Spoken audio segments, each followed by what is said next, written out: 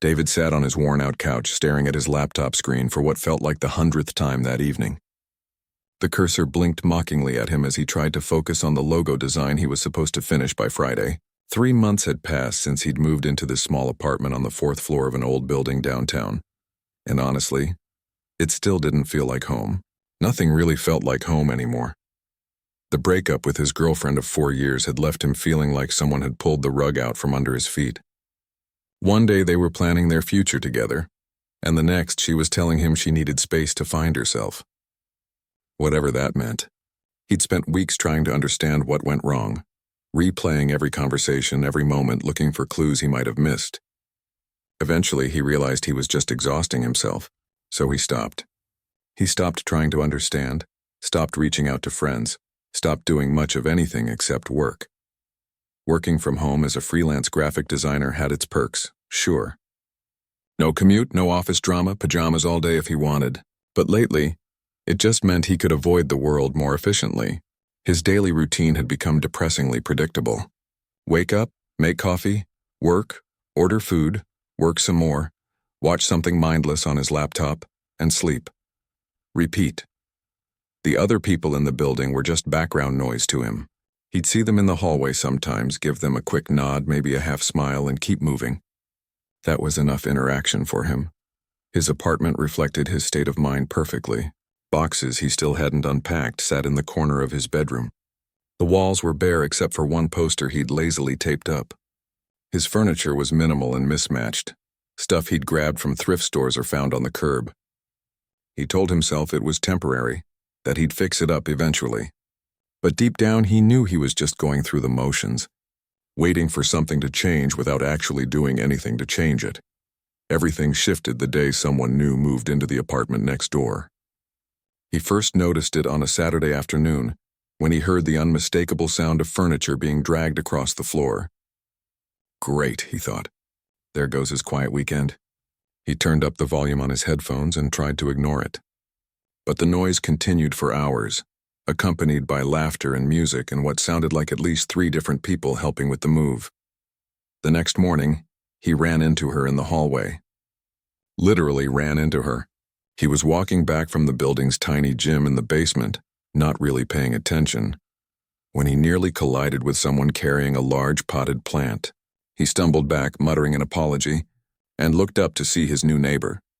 She was probably around his age, maybe a year or 2 younger, with an energy about her that seemed almost too bright for 7 in the morning.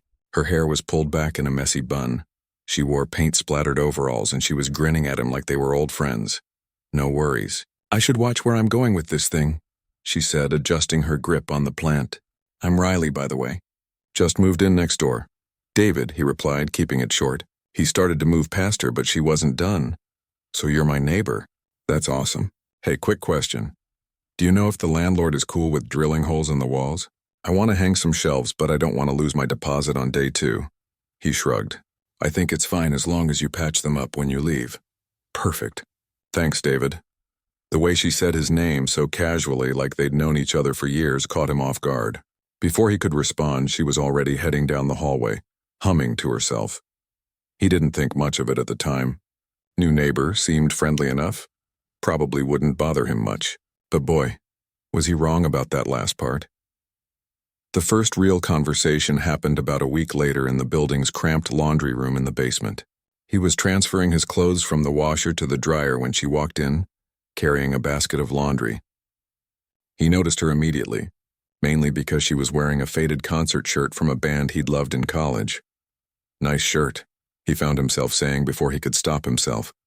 She looked down at her shirt, then back up at him with a huge smile. Oh man, you know them? I saw them live 3 times. Best shows of my life. You a fan? And just like that, they were talking, really talking, not just polite neighbor small talk, but an actual conversation about music, about concerts they'd been to, about how live music just hit different than listening at home. She was animated when she talked, using her hands to emphasize points, laughing easily. He found himself relaxing, actually enjoying the conversation. It had been a while since he'd done this, just talked to someone new without it feeling like work. When his dryer buzzed, he almost felt disappointed. But Riley just said, "Hey, we should hang out sometime." I make a mean pasta and I always cook too much for one person.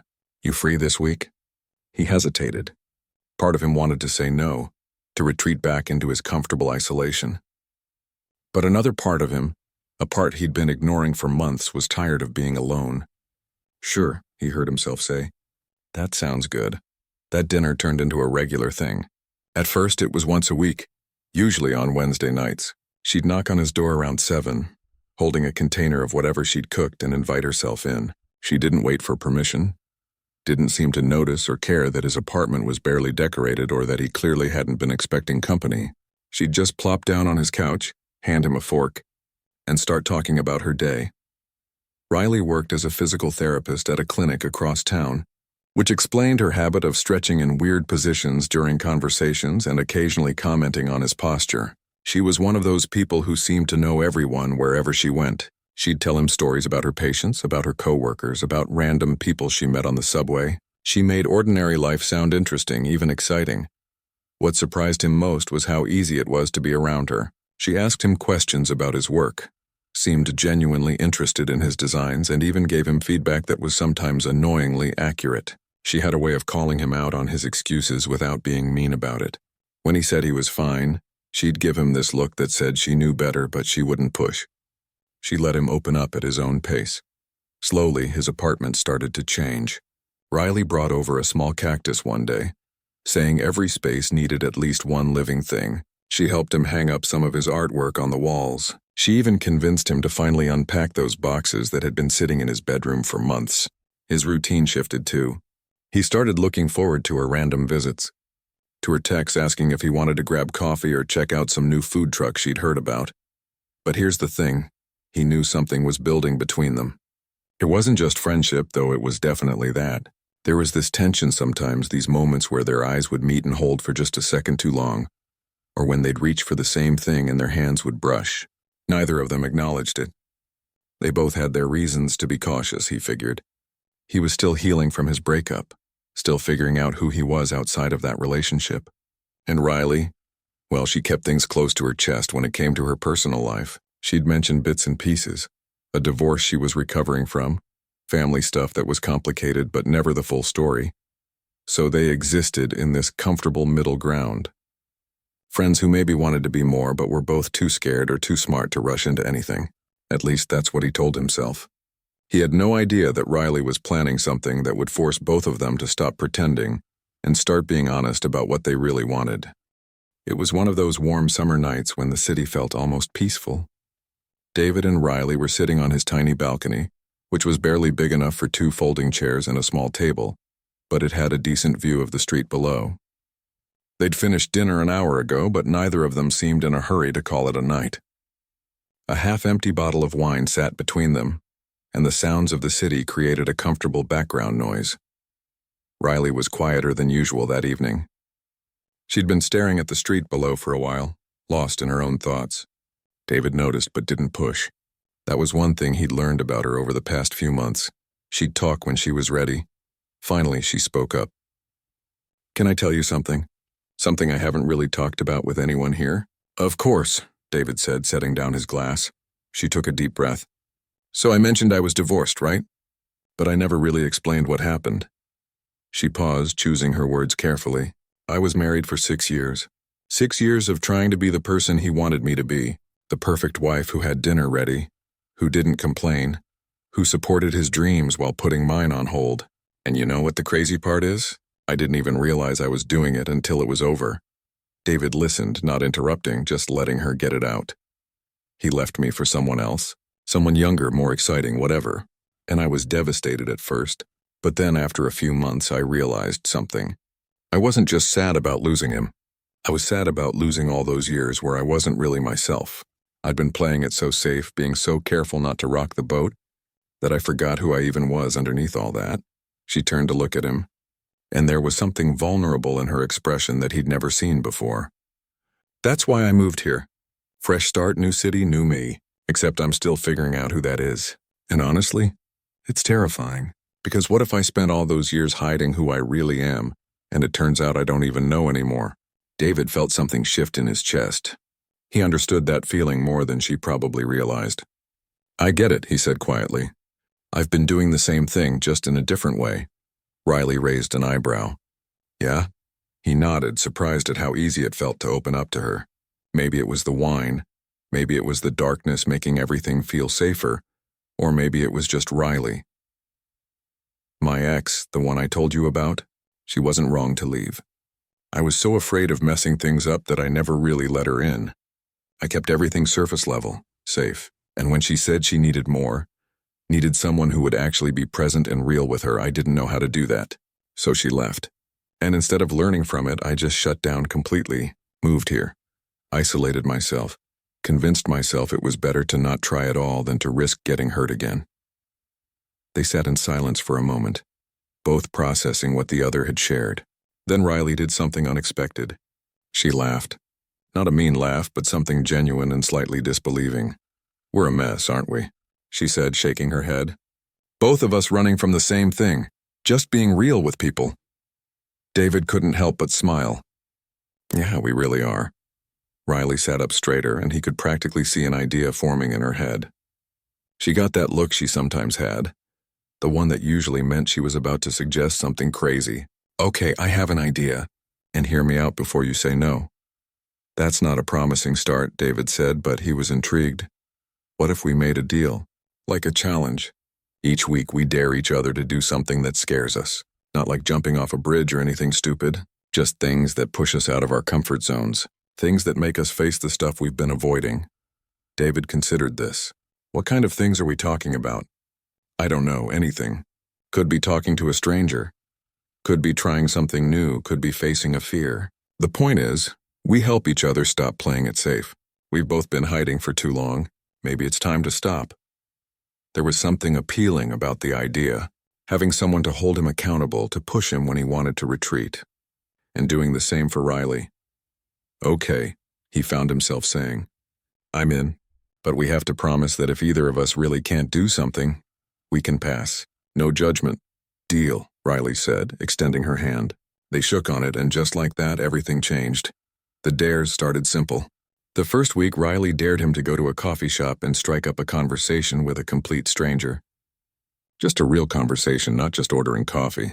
He was nervous the entire time, but he ended up talking to an older man about photography for 20 minutes. It felt good, remembering how to connect with people without his walls up.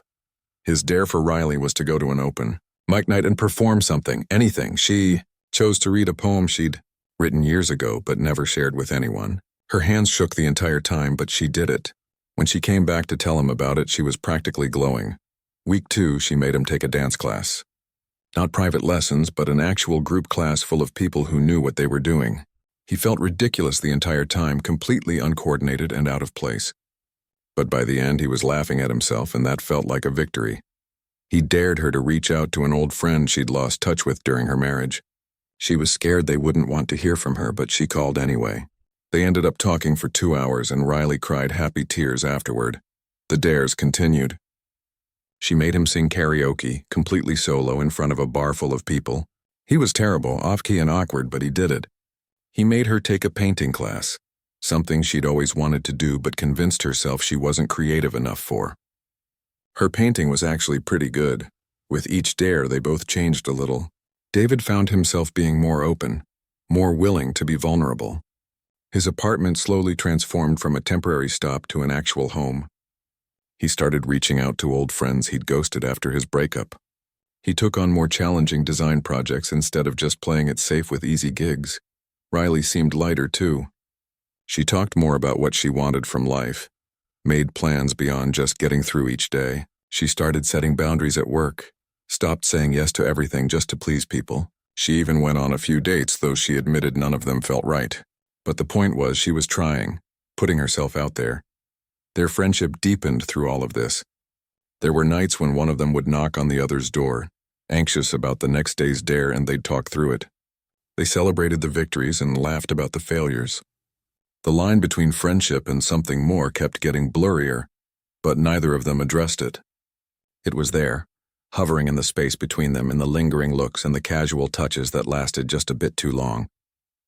Then came week 8. They were back on his balcony, same spot where this whole thing had started. Riley had just finished telling him about her latest dare. She'd gone skydiving, something that terrified her. She was still buzzing with adrenaline from it. "Your turn," she said. "What's my next dare?" But before he could answer, she held up her hand. "Actually, wait. I have one more for you first. And this one's different." "This one's the most important." David felt his stomach flip. Something in her tone told him this wasn't going to be like the other dares. Riley looked him straight in the eyes, and her voice was steady but soft. "I dare you to be completely honest about what you want. Not next week, not eventually. Right now. Even if it terrifies you. Especially if it terrifies you." He stared at her, his heart pounding. He knew what she was asking, could feel the weight of it. But he also knew he wasn't ready to answer. Not yet. He needed time to process what she was really saying, what it would mean to finally be honest about the feelings he'd been pushing down. "Okay," he said quietly, "but the same goes for you." She smiled, but there was something knowing in it, something that made him think she'd already decided she was going to be honest. He just didn't know how honest or what form that honesty would take. If he had, maybe he would have been more prepared for what was coming. But probably not. Nothing could have prepared him for what Riley was about to do. Thursday evening started like any other. David had been glued to his laptop since morning, working on a logo redesign for a client who kept changing their mind about what they wanted.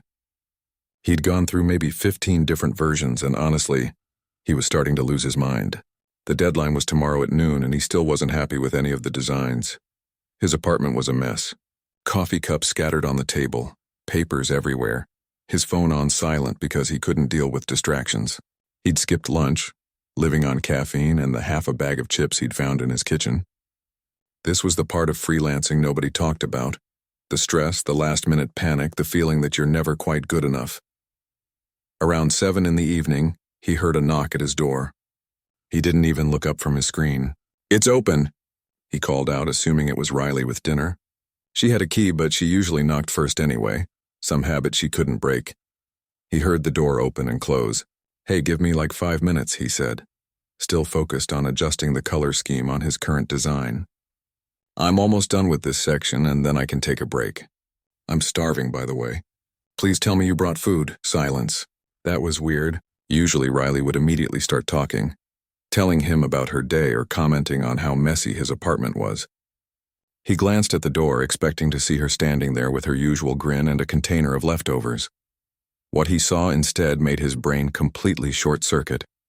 Riley was standing in his doorway, and she wasn't wearing any clothes. Nothing. She was leaning against the door frame, one hand resting casually on it, looking at him with an expression that was part nervousness, part determination, and part amusement at his reaction. She was completely vulnerable, putting herself out there in the most literal way possible. She grinned at him, though he could see her chest rising and falling a bit faster than normal, giving away how nervous she actually was. "Well," she said, her voice steady despite everything. "Say something." David's mind went completely blank. He couldn't form words, couldn't form thoughts. His mouth opened, then closed. He felt his face burning, felt his heart hammering so hard he was sure she could hear it from across the room. 1,000 thoughts crashed through his head all at once, none of them coherent enough to actually speak out loud. This was Riley taking the dare to its absolute extreme. The dare about being honest, about being vulnerable, about not hiding anymore. She wasn't trying to seduce him, or maybe she was, but that wasn't the point. This was about stripping away every defense, every wall, every safe distance they'd been maintaining. She was forcing both of them to be completely honest about what they felt, because there was no way to pretend anymore, no way to keep dancing around it. Part of him wanted to look away, to give her privacy, to act like this wasn't happening, but he couldn't. He was frozen, staring at her, his brain trying to catch up with reality. Another part of him felt something that surprised him. Not just attraction, though that was definitely there, but respect. Admiration. She had more courage in this single moment than he'd had in years. She was risking everything, their friendship, her dignity, the comfortable dynamic they'd built, because she was tired of pretending. "Riley," he started, but his voice came out all wrong, strangled and uncertain. He cleared his throat, tried again. "What are you, why?" She didn't move from the doorway, didn't try to cover herself or make it easier for him. "You know why," she said simply. "We both know why. We've been tiptoeing around this for months, David. The dares, the late nights, the way we look at each other when we think the other isn't paying attention. I'm done pretending. I'm done being safe. He finally found his voice, though his hands were shaking. Okay, but just wait. Wait right there. Don't move. He practically jumped off his couch, nearly tripping over his own feet, and grabbed the throw blanket that was draped over the armchair. He walked toward her, his eyes meeting hers, and gently wrapped the blanket around her shoulders. Riley looked surprised. You don't have to. I know, he interrupted, pulling the blanket closed in front. But I need you to hear what I'm about to say, and I need to be able to focus on your face when I say it, not everything else. Can we sit down and talk, please? Something shifted in her expression. Maybe relief, maybe disappointment, maybe both. She nodded, clutching the blanket around herself, and walked over to his couch. He sat down next to her, close but not touching, and for a moment neither of them said anything. David ran his hands through his hair, trying to organize his thoughts. His heart was still racing. That was the bravest thing I've ever seen anyone do, he finally said.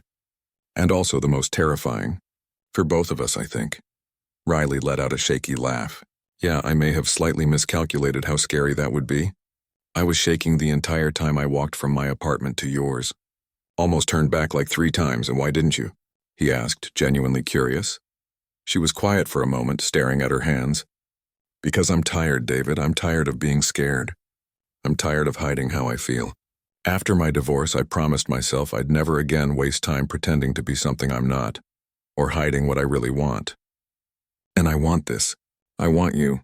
I've wanted you for months, and I know you feel the same way, but we're both too scared to admit it. There it was, out in the open. No more pretending, no more dancing around it. David felt his chest tighten, felt all the walls he'd carefully constructed start to crack. You're right, he said quietly. I do feel the same way. I have for a while now. Riley turned to look at him, hope flickering in her eyes. Then what's the problem? The problem is I'm terrified, he admitted, and saying it out loud felt like releasing pressure he didn't know he'd been holding. My last relationship fell apart because I wasn't brave enough to really let her in. I kept everything surface level, kept myself protected, and it killed us. And with you, it's different. What we have is the best friendship I've had in years, maybe ever. And if we try this and it doesn't work, if I mess it up the way I messed up before, I lose you. I lose the person who makes me want to actually be better. I can't, his voice cracked. I can't lose you, Riley. She reached out and took his hand, and the simple gesture nearly broke him. You think I'm not scared? David, I'm terrified. I'm scared I'm just rebounding. I'm scared I don't know how to be in a healthy relationship because I spent 6 years in a terrible one. I'm scared that maybe I'm confusing excitement and friendship with something deeper. I'm scared of all of it. Then why? Because being scared isn't a good enough reason to not try, she said firmly. We can't let fear make all our decisions. We've both been doing that for too long, and look where it got us. Alone, hiding, playing it safe. That's not living, David. That's just existing. He looked at their joined hands, then back up at her face. She was right. Of course she was right. He'd been existing, not living. Playing it safe had only made him more isolated, more stuck. So what do we do, he asked. How do we do this without destroying everything? Riley squeezed his hand. Honestly, I don't know. But maybe that's okay. Maybe we figure it out together. We've been honest about everything else. Why stop now? They sat there in silence, the weight of the moment settling over them. Outside, the city continued its endless noise. Cars honked, people walked by, life went on. But inside that small apartment, something fundamental had shifted. The door had been opened, and there was no closing it now. David finally spoke, his voice barely above a whisper. I don't want to rush this. I don't want to mess it up by moving too fast or making decisions when we're both emotional. But I also don't want to keep hiding. So maybe we just start with being honest. About everything. No more pretending we don't feel what we feel. Riley nodded, and he could see tears gathering in her eyes, though she was smiling. I can do honest. Honest is what I'm good at now, apparently, even when it means standing in someone's doorway without clothes on. That broke the tension, and they both laughed, the sound filling the quiet apartment. It wasn't the dramatic romantic moment someone might expect. There was no passionate kiss, no sudden declaration of eternal love. Just two scared people deciding to be brave together, to stop hiding and start being real about what they wanted. And somehow that felt more meaningful than any grand gesture ever could. They sat on that couch for what felt like hours, though it was probably only 20 minutes before either of them spoke again. Riley was still wrapped in the blanket, her hair falling loose around her shoulders. David had his elbows on his knees, hands clasped together, staring at the floor. The silence wasn't uncomfortable exactly, but it was heavy with everything they needed to say. Finally, Riley broke it. "I've been thinking about doing that for 2 weeks," she admitted. "Ever since I gave you that dare about being honest. I kept chickening out, telling myself it was too much, too crazy. But then I realized I was doing exactly what I promised myself I wouldn't do anymore. Letting fear make my decisions." David looked at her. 2 weeks? You've been planning this for 2 weeks? She nodded, a small smile on her face. I know it sounds insane, and maybe it was, but I needed to do something that would force us both to stop pretending, something that would make it impossible to keep dancing around this. She paused, then added, I also may have had half a glass of wine before I came over, just for courage, despite everything. David laughed. Only half a glass? I would have needed the whole bottle. Trust me, I considered it, Riley said, but I wanted to be clear-headed. I wanted you to know this wasn't just some impulsive thing I did without thinking. I thought about it a lot, and every time I played it out in my head, every scenario I imagined, it always came back to the same thing. I needed to know if you felt the same way. And I needed to know if we were brave enough to actually do something about it. David leaned back against the couch, staring at the ceiling. I do feel the same way. I think I have for months, but I kept pushing it down, telling myself it was just because you were the only real friend I had here, that I was confusing gratitude for something more. He turned his head to look at her. But that's not true. It's more than that. It's been more than that for a while. Riley's expression softened. So why did we wait so long? Why did we both pretend we didn't feel it? Because this is scary, David said simply. What we have right now, this friendship, it works. It's easy and comfortable, and it makes me happy. Starting a relationship means risking all of that. It means being vulnerable in ways I haven't been in years. And honestly, I don't know if I'm good at that. My ex left because I couldn't let her in. What if I do the same thing to you? Riley shifted on the couch, pulling the blanket tighter around herself. Can I tell you something about my marriage? Something I haven't told anyone? Of course, she took a deep breath. Everyone thinks my ex left me. That's what I told people because it was easier than explaining the truth. But that's not really what happened. The truth is, we both left each other years before the actual divorce. We stopped trying, stopped being honest, stopped being real with each other. We became roommates who occasionally had awkward conversations. And you know what the worst part was? I let it happen. I convinced myself that was just what marriage was, comfortable, safe, predictable. I gave up on the idea that it could be more. David listened, not interrupting, sensing she needed to get this out. When he finally did leave for someone else, I was hurt, yeah, but I was also relieved, because it forced me to wake up and realize I'd been sleepwalking through my own life. I'd been so afraid of conflict, so afraid of asking for what I needed that I lost myself completely. She looked at David, her eyes intense. I promised myself I would never do that again. That's why I moved here. That's why I've been doing these dares, pushing myself out of my comfort zone, because I'd rather fail trying to live fully than succeed at just existing. David felt something crack open in his chest. I've been doing the opposite. After my breakup, I just shut down. Stopped trying. Stopped putting myself out there. It felt safer that way. But you're right, it's not living. It's just existing. You made me realize that. We're quite a pair, aren't we? Riley said with a sad smile. Both running from the same thing, just in different directions. So what do we do now? David asked.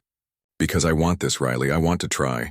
But I'm also terrified I'm going to mess it up, that I'm going to fall back into old patterns and hurt you in the process. Riley was quiet for a moment, thinking, what if we made a promise to each other? Not like a promise that we'll be together forever, or that everything will work out perfectly, but a promise that we'll keep being honest, that if something's wrong, we say it. If we're scared, we admit it. If we're happy, we celebrate it. No hiding, no pretending, no playing it safe to avoid conflict. You mean like we've been doing with the dares, but for everything? Exactly, Riley said. Look, I don't know if this will work out. Maybe we're terrible together romantically. Maybe we'll realize we're better as friends. But I'd rather know for sure than spend the rest of my life wondering what if. David nodded slowly. Okay, but I have one condition. What's that? We go slow. I know that sounds boring and safe, but I need time to process this. To figure out how to actually let someone in without sabotaging it. Can we do that? Take it one day at a time? Riley smiled, a real genuine smile that lit up her whole face. I can do slow. As long as we're doing it together and being honest about it. They shook hands on it, which made them both laugh because it felt so formal after everything that had just happened. But it also felt right, like they were making a real agreement, not just getting swept up in emotions. I should probably go put some clothes on, Riley said, standing up with the blanket still wrapped around her. This has been a lot, and I think we both need some space to process everything. David stood up too. Yeah, probably a good idea. But Riley? She turned back to look at him. Thank you. For being brave enough to do this. I know it wasn't easy. She walked over and kissed him on the cheek, soft and quick. It was the hardest thing I've ever done, but also the most important. She headed toward the door, then paused. We're doing this, right? Like for real? We're going to try? Yeah, David said, and he meant it. We're going to try. After she left, David sat back down on his couch, his mind racing. He looked at his laptop, at the logo design he'd been working on, and realized he didn't care about it anymore. Not right now. Right now, all he could think about was Riley, about what had just happened, about what it all meant. He was scared, genuinely terrified, but underneath that fear was something else, hope. Real, genuine hope that maybe this time could be different, that maybe he'd finally found someone worth being brave for, someone who understood him, who challenged him, who made him want to be better. His phone buzzed. A text from Riley. Still can't believe I did that. My hands are still shaking. But I don't regret it. Sleep well, David, he typed back. I can't believe you did it either. But I'm glad you did. Sleep well, Riley. He set his phone down and smiled to himself. Tomorrow would be weird. Probably awkward. They'd have to figure out what this new dynamic looked like. How to be more than friends without losing what made their friendship so special. There would be challenges, difficult conversations, moments of doubt. But for the first time in years, David wasn't running from those challenges. He was ready to face them head-on, because Riley had shown him something important, that the scariest moments in life are often the ones most worth experiencing. That being vulnerable isn't weakness, it's courage, and that sometimes the best relationships are the ones that force you to be completely, terrifyingly honest about who you are and what you want. He finally closed his laptop without finishing the design. It could wait until tomorrow. Tonight he just wanted to sit with this feeling, this strange mixture of fear and excitement and possibility. Tomorrow they'd start figuring out what came next, but tonight, he let himself just feel grateful that Riley had been brave enough for both of them. The next morning was weird. David woke up half convinced the previous night had been some bizarre dream. But when he checked his phone and saw Riley's text message, reality came flooding back. She really had shown up at his door. They really had agreed to try dating. This was actually happening. He stared at his ceiling for a good 10 minutes, just processing everything. Part of him wanted to panic, to overthink every possible way this could go wrong. But another part of him, the part that Riley had been slowly bringing back to life over the past months, felt excited. Nervous, yes, but excited too. His phone buzzed again. Riley. Morning. This is weird, right? Like really weird? He laughed and typed back. Extremely weird. Want to grab coffee and talk about how weird it is? Thought you'd never ask. Usual place in 30? Their usual coffee shop was a small corner place 3 blocks away. The kind with mismatched furniture and baristas who actually remembered your order. When David arrived, Riley was already there, sitting at their regular table by the window. She looked nervous, playing with her coffee cup, her leg bouncing under the table. He sat down across from her with his own coffee, and for a moment they just looked at each other. Then they both started laughing, that slightly uncomfortable laugh that happens when you don't know what else to do. Okay, so this is officially the most awkward coffee date ever, Riley said, still smiling. And we haven't even been on an actual date yet. Is this not a date? David asked. I honestly don't know the rules anymore. I don't think there are rules, Riley said. I think that's kind of the point. We make our own. She took a sip of her coffee, then set it down. So real talk. How are you feeling about everything? And I mean really feeling, not just the polite answer. David appreciated that she just went straight to honesty. No small talk, no dancing around it. Honestly, I'm freaking out a little bit. I woke up this morning and my first thought was, what have I done? But then my second thought was, no, what have we done? Because we're in this together, right? So at least I'm not freaking out alone. Riley nodded. I couldn't sleep at all last night. I kept replaying everything in my head, wondering if I'd made a huge mistake. Not in how I feel about you, but in the way I did it. Like, did I really need to be that dramatic? Could I have just, I don't know, asked you out to dinner like a normal person? Where's the fun in normal? David said, and he meant it. Look, it was definitely the most shocking thing anyone's ever done to get my attention. But it worked. It forced us to finally be honest. So no, I don't think you made a mistake. They talked for over an hour, just figuring things out. They decided their first official date should be dinner at a new restaurant neither of them had been to. Neutral territory, away from their usual spots that carried years of friendship memories. They agreed to tell each other when things felt weird or uncomfortable, even if it seemed silly. They promised to keep checking in with each other, to make sure they weren't just going through the motions or pretending everything was fine when it wasn't.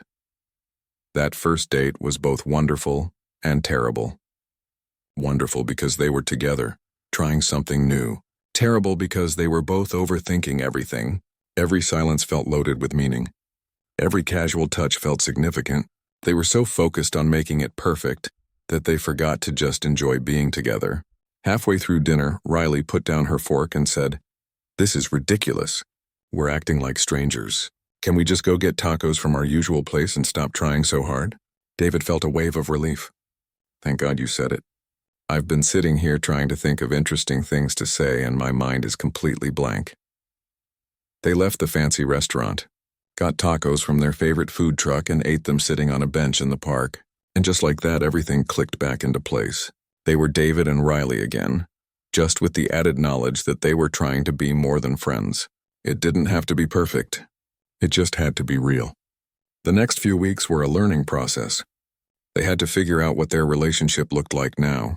When David invited her over to watch movies, was it a date or just hanging out like they used to? When Riley texted him goodnight, should he read into it or treat it casually? They stumbled through these moments, sometimes getting it right, sometimes completely misreading each other. There were challenges, real ones. About 3 weeks in, they had their first real argument.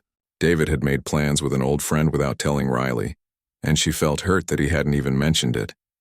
They ended up in a tense conversation where old insecurities came bubbling up. Riley accused him of shutting her out. David said she was being too demanding. It got heated, but then something happened that surprised them both.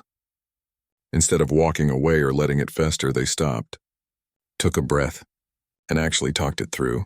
Riley admitted she was scared he was falling back into old patterns of keeping people at a distance. David admitted he was still learning how to include someone in his life, that it wasn't intentional, just habit.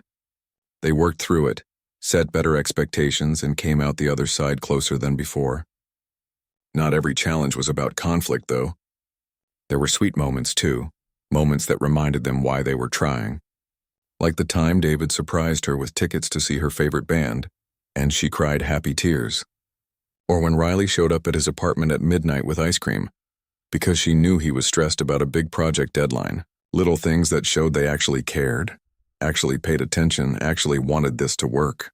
Around the 2-month mark, they had another important conversation.